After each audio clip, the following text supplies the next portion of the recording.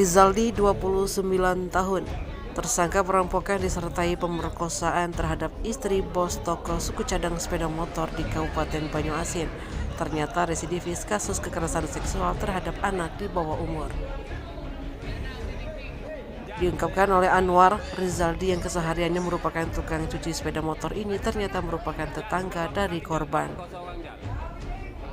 Dalam aksi perampokan disertai pemerkosaan ini, tersangka berhasil membawa kabur uang senilai 22 juta dan satu buah ponsel milik korban. Bersama pelaku, polisi mengamankan barang bukti berupa baju kaos dan celana pendek yang digunakan saat beraksi, parang bergagang besi, dan satu buah ponsel. Atas perbuatannya, pelaku dijerat dengan pasal 365 KUHP tentang pencurian dan kekerasan dengan ancaman pidana penjara paling lama 9 tahun kurungan. Sebelumnya, tim Opsenal Unit 2 Subdit Jatan Ras berhasil meringkus seorang pelaku tindak pidana perampokan yang disertai dengan aksi pemerkosaan terhadap seorang istri dari pemilik usaha toko suku cadang motor. Terkait dengan perkosaan. Mantap. Kejadiannya terjadi pada tanggal 12 Mei pada hari Minggu sore hari di sekitar jalan raya Palembang Betung, Banyuasin, bahwa ada toko yang ditinggali oleh korban.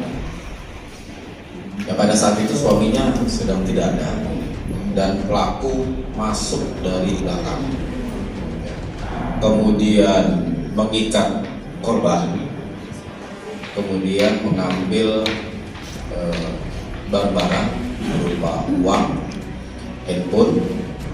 Setelah itu dibawa ke tingkat 2, lantai 2, dan di sana korban diperkosa oleh yang bersangkutan.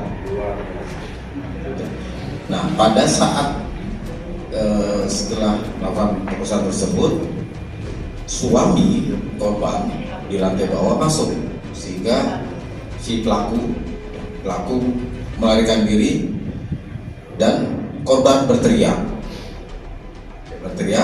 dan pelaku melarikan diri dan ditangkap pada tanggal 19 Juli kemarin. Yang bersangkutan kita tangkap ada di Kabupaten Lahat. Adapun uang yang diambil dari toko tersebut sejumlah 22 juta ya, dan satu handphone. Dan pelaku bernama Rizaldi alias Ijal bin Asep. Ada nama Ijal? Keluarganya. Lahir Palembang, pekerjaannya supir. Ini tinggal di Talang Kalapang, Banyuasin.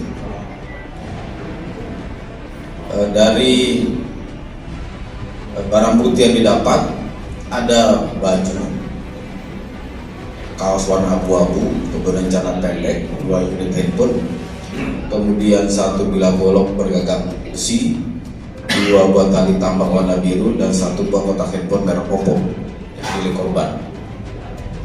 Untuk pelaku kita jerat dengan pasal 365 ayat 1, ancaman hukumannya maksimal 9 tahun. Saat ini pelaku juga merupakan residivis dan perkara pencabulan anak di bawah umur.